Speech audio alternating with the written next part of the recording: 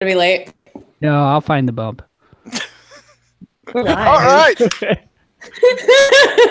So we are live. Tonight we are going to be talking about some Salesforce no-nos here on system.debug. Ryan's trying to...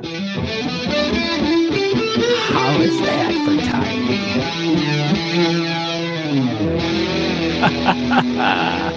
I completely forgot about the bump. I pulled it up right when you were introducing it. Very good.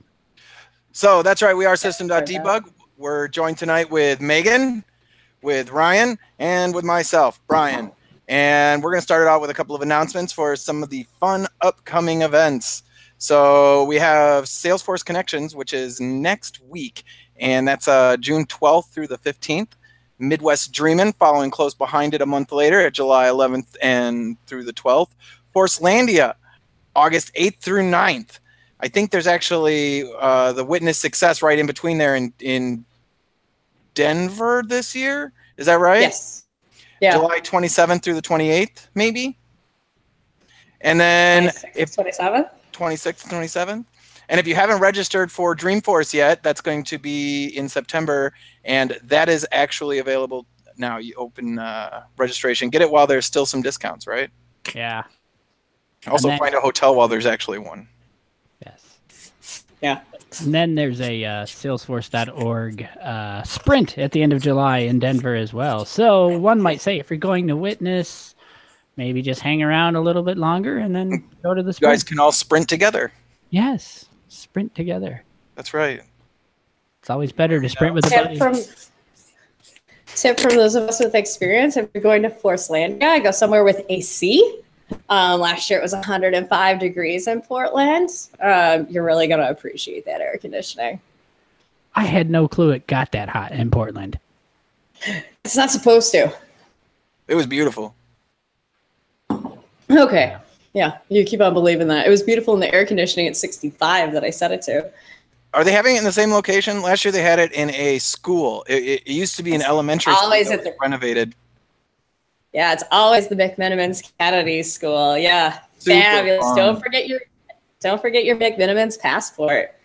Yeah, super important to get a stamp. Yeah, it sounds like Megan has the inside track on Forcelandia. I have yet to go. I really want to. I really want to go. But yeah, I'd love to be able to go. I don't think I can swing it this year. There's going to be a lot of travel for me in August potentially. So yeah, that wouldn't be good for the old family life, I think. Oh, we'll see greatly. Yeah. Yeah. Well, I imagine, you'll just be constantly sending me texts and enforcing that FOMO. That's fine. I get it. Yeah. There's like 9 bars in the Kennedy School, like the principal's office, the main bar. There's like the side bar. There's detention. Like every room is a bar because McMillan's is a brewery. And they have like 8 different bars in Portland, all of which you can get a stamp in your passport. So it's really important to like go and enjoy Portland while you're there. That sounds actually pretty cool. Although I can't get over the idea that you said it's a school. There's like bars in school. Like, where was that when I was a kid?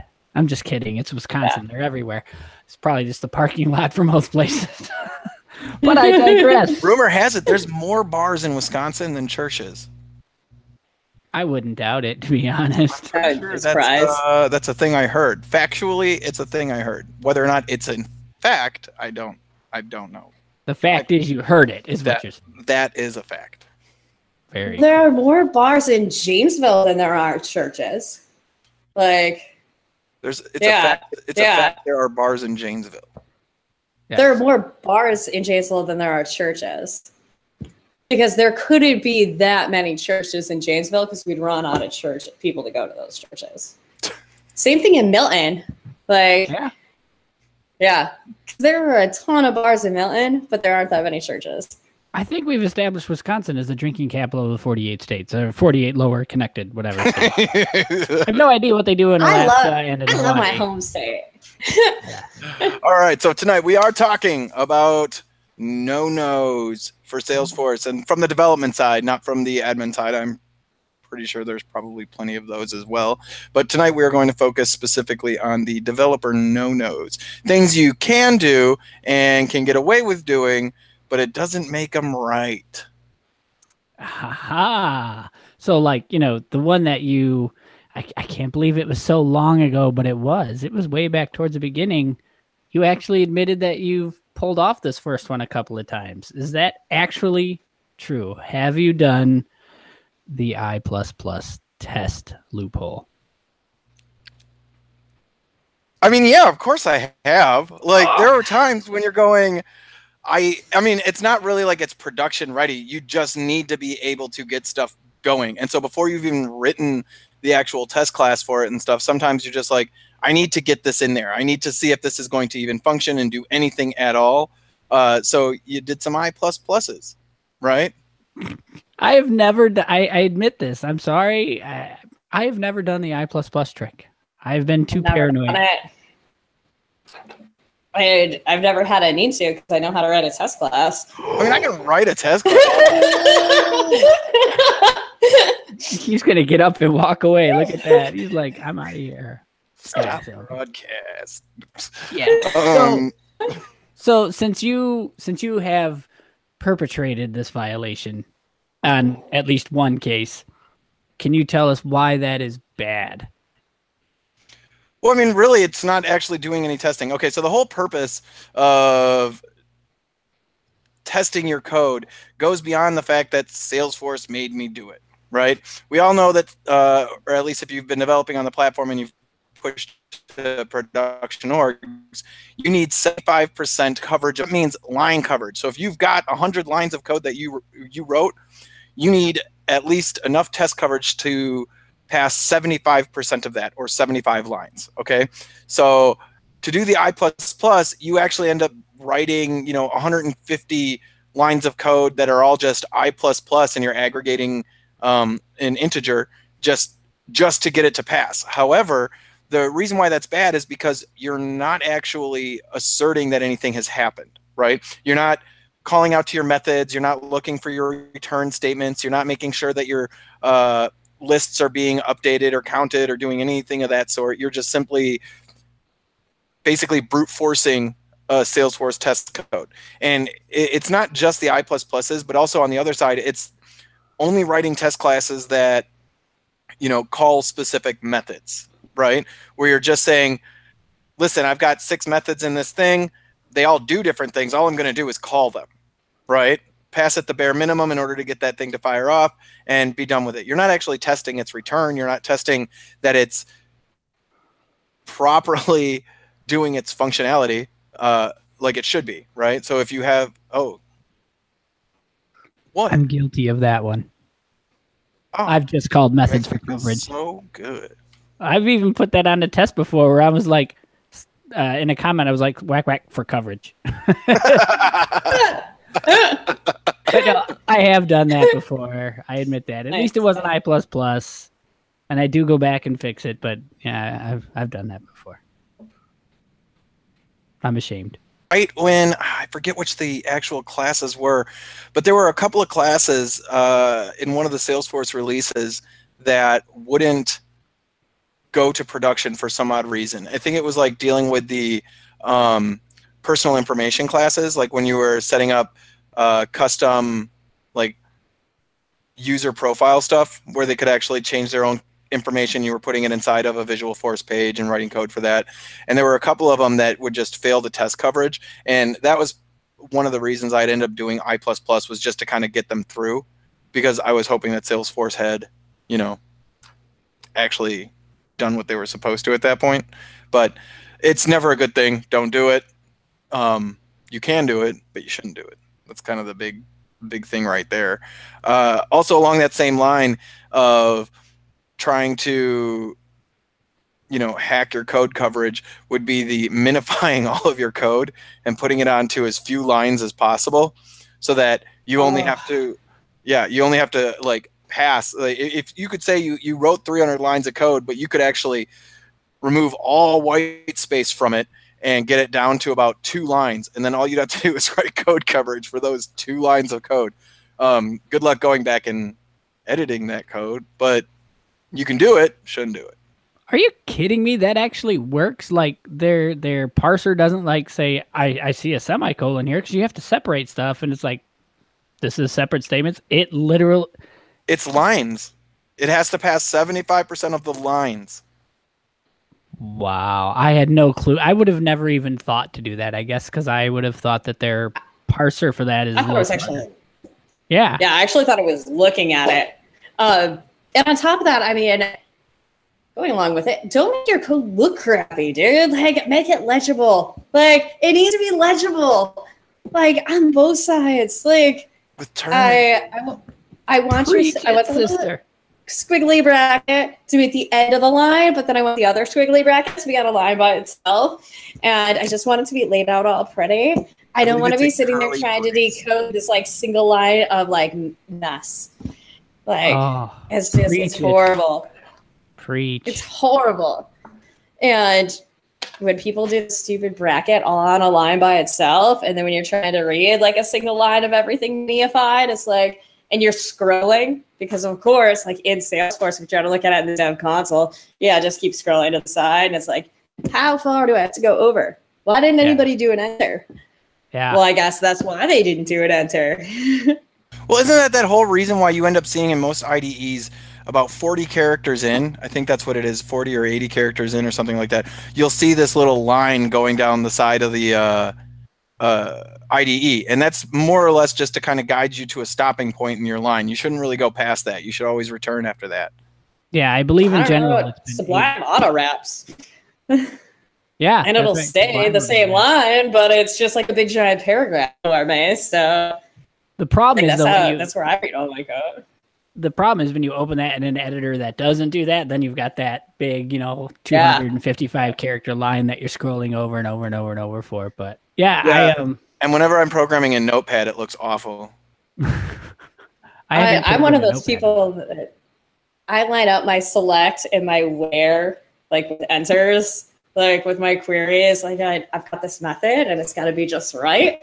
But I think everybody's code should look the exact same as mine. That takes up lines. Now you got to test for those lines. I plus. No, I don't care. Not in a SQL. No, at least not in a SQL query, because all you have to do is, if you call that code, and it at least the code editors that I've seen, when it highlights your coverage, as long as it reads that instantiation, so list blah equals select blah blah blah blah blah blah, even if it's on 50 lines, that whole thing gets counted as coverage, which is why I asked. I'm surprised that like moving everything to one line worked.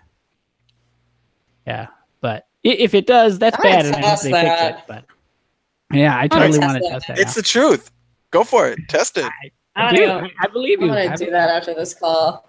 Yeah. I question. I believe you, but I still question it. So while we're on the topics of testing, another big one is the using the @CAll data on top of your Apex test classes, and the whole reason why that's bad is because you're exposing data.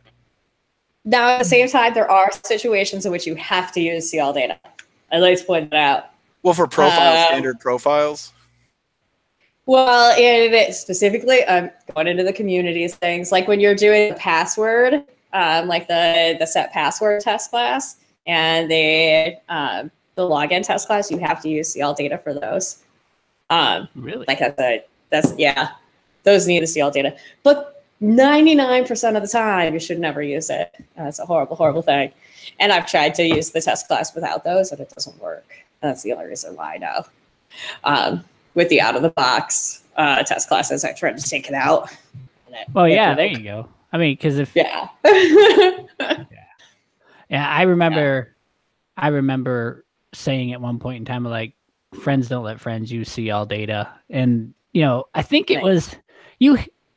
When it first came out, did you have to for a while or something like that? I can't remember what it was, but there was an issue where I ran into an org, because it was an older org, and a lot of those tests, they were, for whatever reason, had the CAll data stuff on there. And I just remember spending days refactoring tests to get to the point where, like, no, we shouldn't have to ever use CAll data. Stop using CAll data. It's bad. Yeah.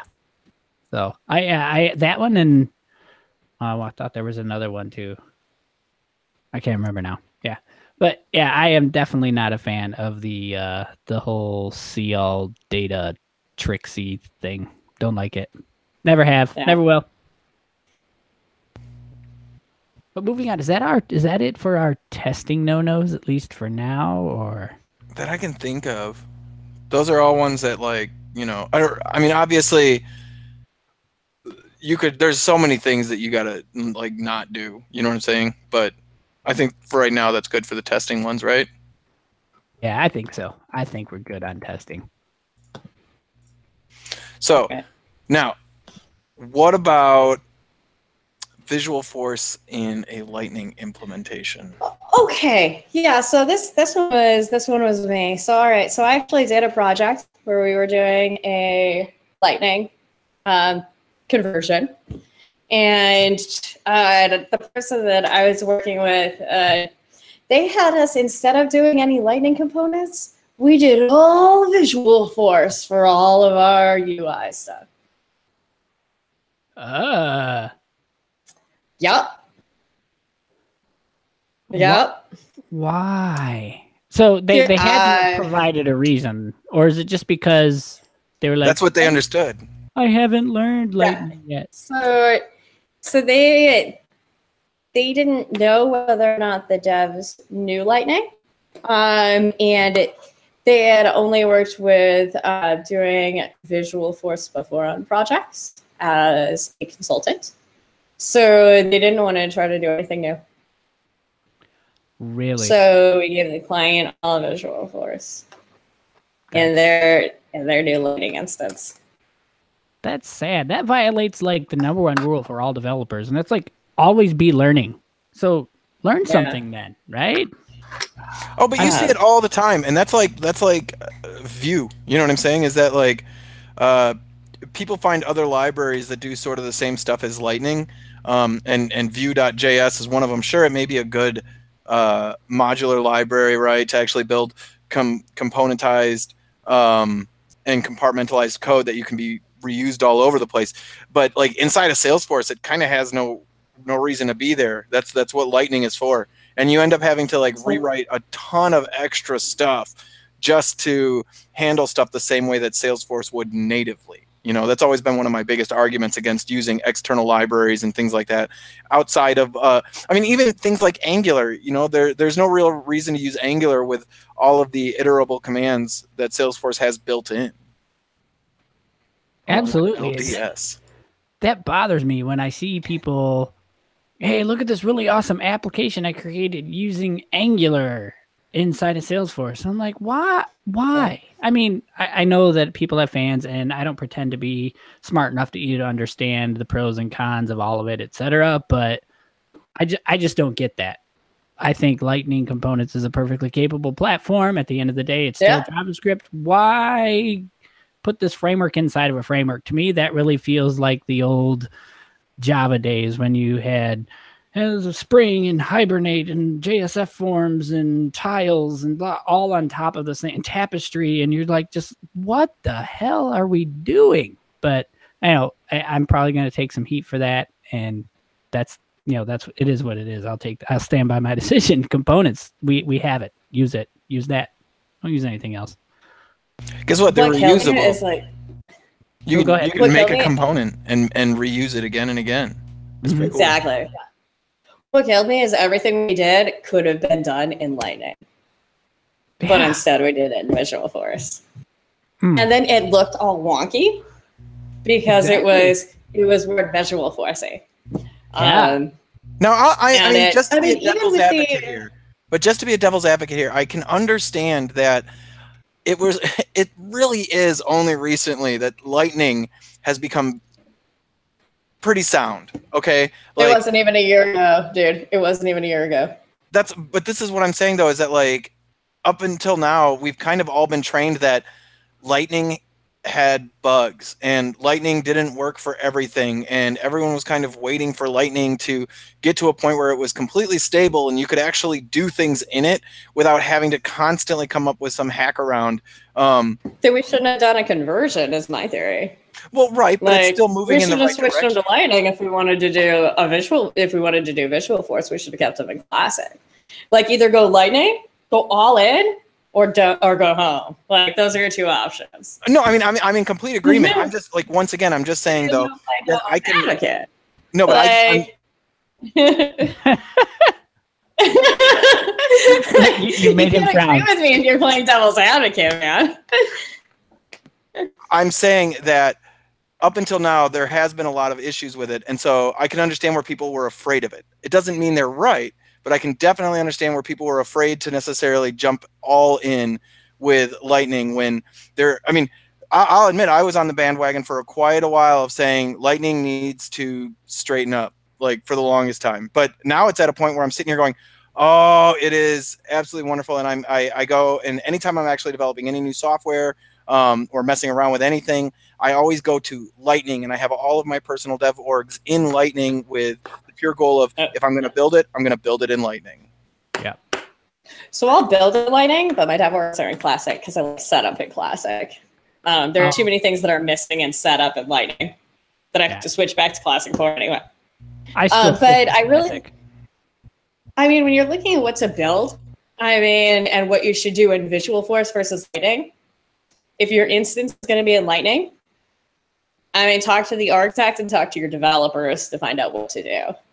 But even nowadays, if your instance is in Classic, that's what the beauty of Lightning out is that you should still be developing things utilizing Lightning components in the Lightning. Yeah. Because you can always use Lightning out inside of Visualforce pages. So I'm wholeheartedly into the use Lightning anywhere you can. But once again, I do understand where some people, especially old Salesforce developers, and I don't mean in age, but just ones that have been around for the block. Salesforce. We're not talking about developers making this decision, though. No, fair enough. We're not talking about devs. Yeah. So there's a line. What about programming in production? How many IDEs are still out there that allow you to program directly into production? Like I know Eclipse. Definitely can say that I have in the past decided 1 or 2 changes can't hurt anything. That I wrote a song about it, man. That's how strongly I feel about that, right? I can't get by that. The only thing I can get by is certain really minor, like page layout kind of things in the config side. Even then, I'm not a fan because I can see where that would totally screw some people up. But yeah, I just stop doing stuff in production, man. Just stop. There's no reason. Personally, I just had a conversation about why we're not making sure that we're doing things in a dev org before a full copy. So I'm doing things in a production org. It's just absolutely insane to me. Sorry. Yeah. Oh, that's another good point, right? Because then you've got people. As a matter of fact, I've been at clients, and I'm guilty of it too, where we made changes in the full sandbox or whatever they had as the last step before production, and even then we fought hard to try not to do that again and again. But oftentimes we would spin that up, and that would be the incident we fired up. And like, oh, we'll just take care of it here, and they would do it in the sandbox where ideally you don't want to do it there either because that's your UAT, right? And you go and you break something there that's not necessarily broken elsewhere. Yeah, it should always be in a sandbox below your full or in a dev org or a developer sandbox or something like that. You should never make changes in UAT, which means you absolutely should never even consider making changes in production. Yeah, but that's where I think time becomes kind of the developer's worst enemy, right? When you're going, oh, I'm here right now, I got to do this right now, right? It's a quick change or whatever like that. Now, I haven't actually dealt with a production org or anything like that in years at this point, working at an ISV. You know what I'm saying? Like the only time I ever see production orgs are because I'm troubleshooting something, but I obviously can't change any code there because nobody has access to our code as far as that's concerned. So right. Yeah, I think, and I would hope the majority of the people listening, unless you're brand new to the platform, would know not to do stuff in production like that. Never, please don't do it. So if you are doing it and you're new, don't stop. Spin up a sandbox. Even if there's nothing in your org yet, spin up a sandbox. Spin up a sandbox. And if you're a consultant, you know, try to limit it to only have one person on your team that gets access to your production to control access to prod. Everybody else can have access to the lower environment, but have it so that it goes through that one person for that deployment. And they're the person that gets to make those changes so that there's some sort of, you know, source control, release control. Yeah, I'm proud to say that that same client, you know, by the time we were leaving, we were at a point to where they had pretty much 1 or 2 people in charge of whatever deployment. There was nobody else doing deployments. They didn't have 17 different people with admin rights being able to do that. Yeah, so that's, you know, one person approving it. You know, they had every change set well documented. This is what these are all going to do. These are the steps you have to do once it's been deployed. If there's any, you know, live configuration that needs to happen, like config settings or something, or custom settings and things. But yeah. How about we actually had one come in through the chat. Multiple triggers per object. Don't do that. Thoughts? I mean, that's just like a no-brainer. Create a helper class. You mean a trigger handler type stuff? Yeah, exactly. Yeah. Like, yeah. don't do anything else that's like. I mean, that's just, especially once again, like from an ISV standpoint, when I get blamed that my code is doing random things in people's org, and I look and I see that you've got 20 different, not only just like triggers, but it's crazy how much Process Builder has started emulating this exact same issue. Is so many processes for the exact same object, especially when they've kind of like remade so much of it to handle so much better, like multiple, you know, different actions. That, yeah, it drives me crazy because 1, we're not deleting your data, and 2, it's so hard to troubleshoot. And I can only imagine what Salesforce would be like if you were reaching out to them saying, this is all broken, and they're trying to scour all your code going, but you've got 10 different triggers that are running recursively in your org. Yeah, and I have to admit, when I was first learning, I did have multiple triggers per object. You know, and it doesn't matter how well you think you have a handle on what's going on in those triggers, at some point it's going to bite you, and you're digging through and you're like, what the hell is going on? Right. So yeah, I was guilty of that in the past until I learned and knew better. So yeah, it just goes to show nobody's immune. We can all have these no-nos that we do every now and then. So we got one more here, but before we go over it, I do want to remind everybody, if you're watching and you haven't already, to please subscribe to our channel and like this video if you don't mind. Share it out. Tell your friends. Yes. We're here to care about you.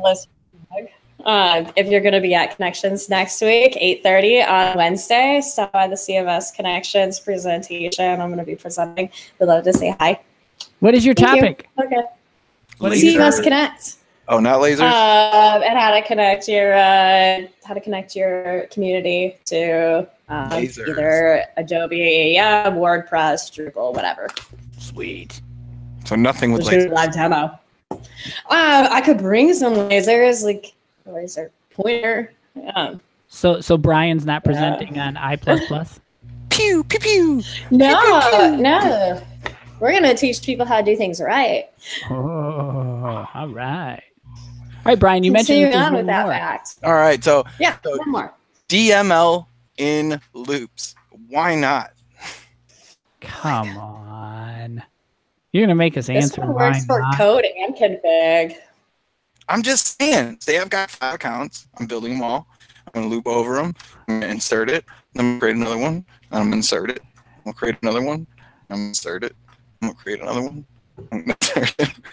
For that, let's start creating stuff while in the loop. So I guess, I mean, we can't assume that everybody here is programmer, right? So I shouldn't say, why are you going to make me answer that? But it's because we have these things that are limits in the system, and it will cut you off. If I need to create 50,000 or whatever records, because I never remember all the limits. I look them up when I don't remember. 10,000 records in a transaction. Thank you. There you go. See, sounds. I thought it was more than that now, but what was that? Do you need a copy of the cheat sheet for your desk? Yeah, I probably should just paste it on my wall so I stop Googling it all the time. But basically, you're going to go over those limits. So it's called bulkification. So if you're new and you hear the term bulkification, that's what it means, is working with large groups and records and numbers of data so that you don't call it again and again and again and again and again and go over those limits. So let's just, we'll Google that. And, we probably could have at least a 6-minute Salesforce video on that, RJ, or we could even dedicate like an entire episode into that kind of thing. And I think we've probably hinted at it before, but yeah, don't do that. No DML and loops. What about deleting the records? Deleting the records is okay. I'm not going to do that either. And that happens in code, and it happens in flow too, people. Just so you know. Yeah. Don't do it in your flows either. It has the same limits. Yep. Stick it in a collection and update it outside of the loop. So you don't want to. I mean, what if there's an after delete or before delete or whatever trigger there, Brian? I mean, you don't want to delete records in a loop either. No DML. But what if you really just want your day to go a lot longer? Dude, you're hurting me. You're physically hurting me to the point where I'm going to have a hard time finding the bump again to bump us out of here. All right, everybody. Thank you so much for joining us tonight. We really do appreciate the time that you take out to watch us. And if you're watching us after live chat, that's okay. You can always read through everybody else's chat. That's what I do. And make sure to join us next week next episode on the 19th, where we're going to be talking about something. Surprise. Yeah, I don't know what we're talking about. I thought we knew like 20 minutes before the show started, but now I don't remember. So can I bump us out, Brian? I'm going to bump us out. He's not answering. I just said, yeah, bye.